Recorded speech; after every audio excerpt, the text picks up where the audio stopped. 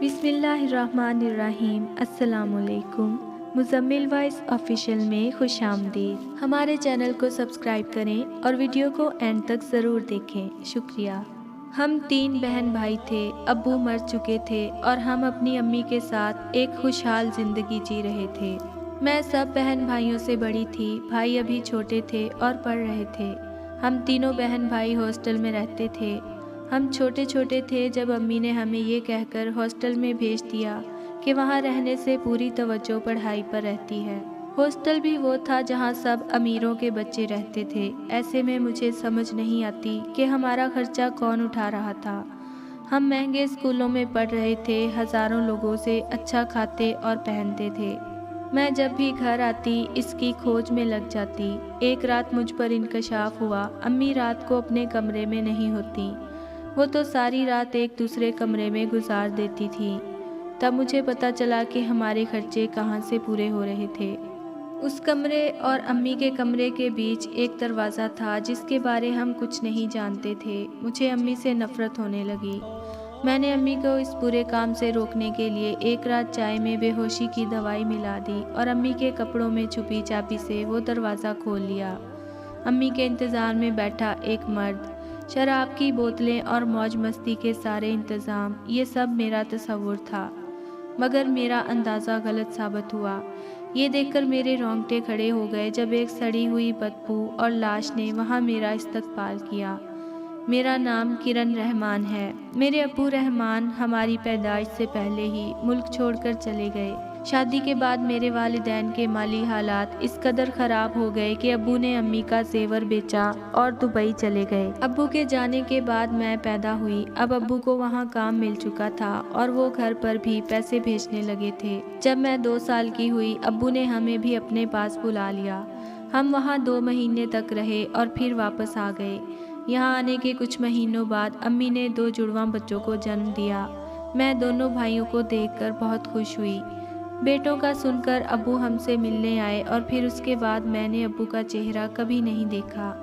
میں اسکول میں داخل ہوئی تو دیکھتی تھی کہ سب بچوں کو ان کے ابو اسکول چھوڑنے آتے۔ میں گھر آ کر امی سے ضد کرتی کہ ابو سے کہیں وہ واپس آ جائیں۔ یہ سن کر امی تھک گئی اور کہا کہ تمہارا باپ مر چکا ہے، اسے بھول جاؤ۔ میں خاموش ہو گئی اور پھر کبھی ابو کا نام نہیں لیا۔ ہم کچھ بڑے ہوئے تو اچانک امی نے ہم بہن بھائیوں کو ہاسٹل بھیج دیا۔ ہم روتے رہے، امی سے ناراض ہو گئے، مگر امی نے ہمیں منا لیا۔ امی نے کہا کہ تم لوگوں کو محنت کرنی ہے، پڑھ لکھ کر ترقی کرنی ہے، اس کے لیے ضروری ہے کہ تم ہاسٹل میں رہو کیونکہ وہاں رہ کر تم زیادہ توجہ سے پڑھ سکتے ہو۔ ہمیں یہاں ہر آسائش میسر تھی، ہم کئی بچوں سے زیادہ اچھا کھاتے تھے اور امی ہماری ہر خواہش پوری کر دیتی تھی۔ اس وقت مجھے یہ بات سمجھ نہیں آتی تھی کہ میرے ابو مر چکے تھے، امی سارا دن گھر پر ہوتی تھیں، تو یہ سب خرچہ کون اٹھاتا ہے؟ امی ان سب کے لیے پیسے کہاں سے لیتی تھی؟ ہمارا کوئی قریبی رشتہ دار بھی تو نہیں تھا۔ امی بھی کوئی جاب یا کام نہیں کرتی تھی۔ جو میں بڑی ہوتی گئی یہ سوال مجھے الجھانے لگے۔ میں نے امی سے کئی بار پوچھا مگر وہ ٹال گئیں۔ پھر میں نے خود ہی ان سوالوں کے جواب تلاش کرنا شروع کر دیے۔ ایک رات جب میں گھر پر تھی مجھ پر انکشاف ہوا۔ امی ساری رات اپنے کمرے میں نہیں ہوتی۔ میں نے کئی بار جھانک کر دیکھا مگر وہ اپنے کمرے میں نہیں تھی۔ میں نے اگلے دن بھی جب یہ دیکھا کہ وہ اپنے کمرے میں نہیں تھی تو میں امی کے بستر میں لیٹ گئی۔ تقریباً صبح کے وقت وہ ساتھ والے کمرے سے نکلی۔ یہ دیکھ کر میرا دل دھک دھک کرنے لگا۔ میں نے کبھی سوچا بھی نہیں تھا کہ میری ماں یہ سب بھی کر سکتی تھی۔ مجھے اس دن پتا چلا کہ ہمارے یہ سارے خرچے کہاں سے پورے ہو رہے تھے۔ میں نے سوچا کہ یہ بات اپنے بھائی کے ساتھ شیئر کروں کہ امی ہمیں اچھی زندگی دینے کے لیے ایسا کام کر رہی تھی، لیکن پھر میں نے سوچا کہ وہ لڑکا تھا اور بڑا ہو رہا تھا، اس نے اگر غصے میں کچھ ایسا ویسا کر دیا تو کیا ہوگا۔ اس لیے میں نے یہ بات اس سے چھپا لی اور میں نے سوچا کہ میں خود ہی امی سے بات کروں گی۔ میں امی سے کہوں گی کہ ہم تنگی میں گزارا کر لیں گے لیکن وہ ایسا کام نہ کریں جو بعد میں ہمارے لیے ندامت اور شرمندگی کا باعث ہو۔ لیکن اس سے پہلے میں پوری طرح سچ جان لینا چاہتی تھی۔ اس کمرے اور امی کے کمرے کے بیچ ایک دروازہ تھا جس کے بارے ہم کچھ نہیں جانتے تھے، جس سے گزر کر وہ اس کمرے میں جاتی تھی۔ میں نے امی کو اس برے کام سے روکنے کے لیے ایک رات امی کی چائے میں بے ہوشی کی دوائی ملا دی، اور جو ہی وہ بے ہوش ہوئی میں نے امی کے کپڑوں میں چھپی چابی نکالی اور وہ بند دروازہ کھول لیا۔ امی کے انتظار میں بیٹھا ایک مرد، شراب کی بوتلیں اور موج مستی کے سارے انتظام، یہ سب میرا تصور تھا، مگر میرا اندازہ غلط ثابت ہوا۔ یہ دیکھ کر میرے رونگٹے کھڑے ہو گئے جب ایک سڑی ہوئی بدبو اور لاش نے وہاں میرا استقبال کیا۔ میں گھبرا کر پلٹی۔ یہ سب کیا تھا؟ یہ آدمی کون تھا؟ زندہ بھی تھا یا مر چکا تھا؟ میں نے گھبرا کر وہ دروازہ بند کر دیا اور انتظار کرنے لگی کہ امی ہوش میں آ جائے تاکہ میں اس سے پوچھ سکوں کہ یہ سب کیا تھا۔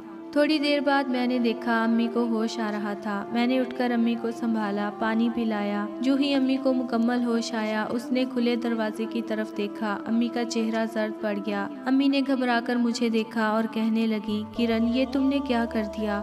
وہ جلدی سے اٹھی اور دروازہ کھول کر دوسرے کمرے میں چلی گئی۔ میں بھی فوراً امی کے پیچھے چل پڑی۔ امی جلدی سے بستر کی طرف بڑھی جہاں ایک آدمی لیٹا ہوا تھا۔ امی نے جلدی سے اس آدمی کی کروٹ بدلی۔ ایک بدبو سارے کمرے میں پھیل گئی۔ میں نے جلدی سے اپنے ناک پر دوپٹہ رکھ لیا۔ امی نے میز پر رکھا برتن اٹھایا اور ساتھ رکھی دوائیوں کے قطرے اس میں ڈالنے لگی۔ امی یہ سب بڑی خاموشی سے کر رہی تھی۔ اس نے ایک بار بھی میری طرف نہیں دیکھا۔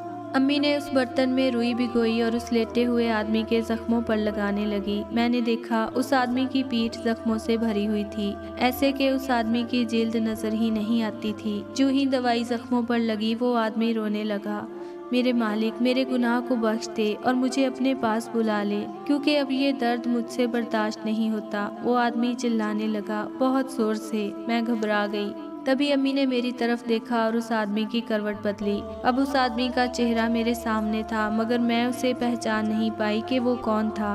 امی نے میری طرف اشارہ کیا، دیکھو رحمان، تمہاری بیٹی آئی ہے، اس نے بالآخر تمہیں ڈھونڈ ہی لیا۔ امی نے مسکرا کر کہا، جبکہ یہ سن کر میرے قدموں سے زمین نکل گئی۔ یہ میں کیا سن رہی تھی؟ یہ میرے ابو تھے، لیکن امی نے تو ہمیں بتایا تھا کہ وہ مر چکے ہیں۔ وہ آدمی میری طرح حیران تھا۔ کرن میری ننھی پری، تو اتنی بڑی ہو گئی۔ اس آدمی نے میری طرف دیکھا اور پھر امی کی طرف غصے سے دیکھا۔ تم اسے یہاں کیوں لائی ہو؟ تم جانتی ہو مجھے کتنی خوفناک بیماری ہے، تم اسے فوراً یہاں سے لے جاؤ۔ میں نے گھبرا کر امی کی طرف دیکھا۔ یہ تمہیں تلاش کرتے ہوئے خود یہاں تک آ گئی تھی۔ اسے لگتا تھا میں یہاں چھپ چھپ کر کسی سے ملتی ہوں۔ اب یہ یہاں آ گئی ہے تو اپنی بیٹی کو یقین دلاؤ کہ میں یہاں چھپ چھپ کر اپنے بیمار شوہر سے ملنے آتی تھی، اور ہم نے تمہاری خطرناک بیماری سے بچانے کے لیے انہیں ہاسٹل بھیج دیا۔ امی کی بات سن کر میں شرمندہ ہو گئی۔ میں نے انجانے میں اپنی ماں پر اتنا بڑا الزام لگا دیا۔ یہ تو شکر ہے میں نے یہ بات اپنے بھائی کو نہیں بتائی، ورنہ وہ تو غصے میں نہ جانے کیا کر لیتا۔ مجھے اب بھی یقین نہیں آ رہا تھا کہ یہ میرے ابو تھے، اس لیے میں جلدی سے ابو کی طرف بڑھی۔ نہیں کرن، تم مجھ سے دور رہو میری بیٹی، مجھے بہت خطرناک بیماری ہے، میں نہیں چاہتا کہ یہ تمہیں لگ جائے۔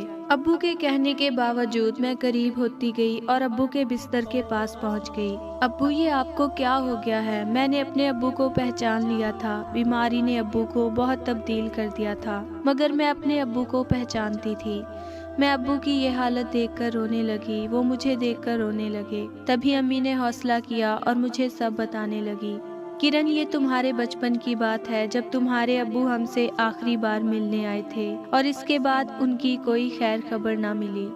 پھر 1 سال بعد مجھے تمہارے ابو کے ایک دوست کی کال آئی اور اس نے مجھے بتایا کہ رحمان مر چکا ہے اور اس نے مرنے سے پہلے آپ کے لیے بینک میں پیسے جمع کرا دیے ہیں۔ اس نے مجھے بینک کا نام اور ضروری معلومات دی۔ میں دوسرے دن بینک پہنچ گئی۔ وہاں جا کر بینک والوں نے جب مجھے رقم کے بارے میں بتایا تو حیران رہ گئی، کیونکہ یہ بہت بڑی رقم تھی۔ میں شک میں پڑ گئی کہ ضرور کوئی نہ کوئی گڑبڑ ہے، کوئی بھی آدمی اتنے کم عرصے میں اتنی بڑی رقم نہیں کما سکتا۔ تب مجھے احساس ہوا کہ تمہارا باپ ضرور کسی نہ کسی مصیبت میں ہے۔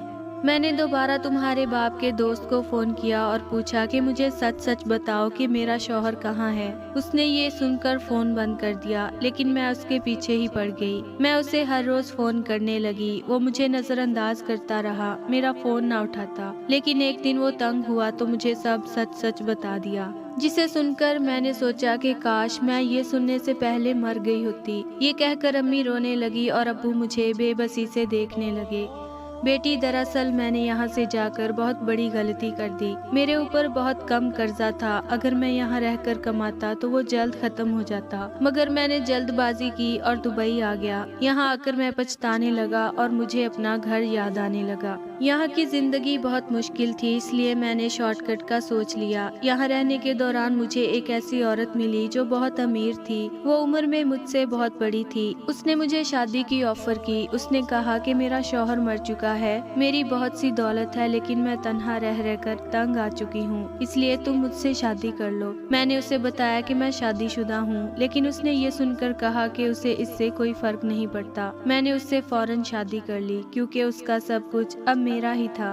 मैंने उससे रकम ली और अपने कर्जे उतार लिए। वो बहुत अच्छी थी। उसने खुद ही अपनी सारी दौलत मेरे बैंक अकाउंट में ट्रांसफर कर दी। मैं खुश था कि मैं रातों रात अमीर बन चुका था। अब मुझे कमाने की जरूरत नहीं। लेकिन शादी के चंद दिन बाद मेरी बीवी बीमार रहने लगी। ये कोई जल्दी बीमारी थी जो आहिस्ता आहिस्ता उसे अपनी लपेट में ले रही थी। मैंने उसका बहुत इलाज किया, लेकिन वो ठीक ना हो पाई। उसकी बीमारी बढ़ती गई और ये बीमारी उसके पूरे जिस्म में फैल गई। उसे दर्द होता था और वो रात रात भर चीखती और चिल्लाती थी, और फिर इस बीमारी से तंग आकर उसने खुद को गोली मार दी। मैंने खामोशी से उसकी आखिरी रसूमात अदा की और तुम सबके पास आने का सोचा, मगर ये सब इतना आसान न था। वो मुझे इतनी दौलत के साथ साथ अपनी बीमारी भी दे गई थी। मैं जानता था कि ये बीमारी जल्दी फैल जाती है, इसलिए मैंने सारी दौलत तुम्हारी माँ के बैंक में ट्रांसफर कर दी और खुद अपने लालच की सजा काटने लगा। लेकिन तुम्हारी माँ ने मुझे आखिर तलाश कर लिया और मुझे घर ले आई। तब हमने फैसला किया कि तुम लोगों को खुद से दूर रखते हैं, ताकि तुम लोगों को ये बीमारी ना लग जाए। ये कहकर अब्बू रोने लगे।